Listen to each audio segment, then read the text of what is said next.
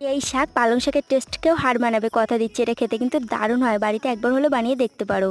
এটা কিন্তু বাজারে কিনতে পাওয়া যায় না, বাড়ির আনাচে কানাচে যে কোনো গাছের গায়ে লতা পাতার মধ্যে জড়িয়ে থাকে। এটা হলো তেলাকুচে শাক। তোমরা যদি কেউ নামটা জেনে থাকো আমাকে কমেন্ট করে জানিও। এই রেসিপিটা বানানোর জন্য এখানে আমি তেলাকুচে শাকের ডাঁটা কেটে নিয়েছি, তার সাথে পাতাগুলোও কেটে নিয়েছি। আর নিয়েছি আলু, ঝিঙে, পটল, বেগুন সব এক সাইজের করে কেটে নিয়েছি। আর কিছুটা সয়াবিন কুচো করে নিয়েছি। সয়াবিনগুলোকে নুন হলুদ দিয়ে হালকা করে ভেজে তুলে নেব। এবার ফোড়নে দিয়ে দিচ্ছি শুকনো লঙ্কা, কালো জিরে। ফোড়নে দিয়ে টুকরো করে রাখা আলু, ঝিঙে, পটল, বেগুন ওর মধ্যে দিয়ে এবারে ওর মধ্যে লবণ হলুদ দিয়ে ভাজা ভাজা করে ওর মধ্যে আদা বাটা দিয়ে তারপর তেলাকুচি শাকের ডাঁটাগুলো দিয়ে মিশিয়ে নিয়ে অল্প করে জল দিয়ে ঢাকনা দিয়ে দেবো। ঢাকনা তুলে ভেজে রাখা সয়াবিন আর ওই শাকের পাতাগুলো দিয়ে আরও একটু ঢাকনা দিয়ে রান্না করে নেব।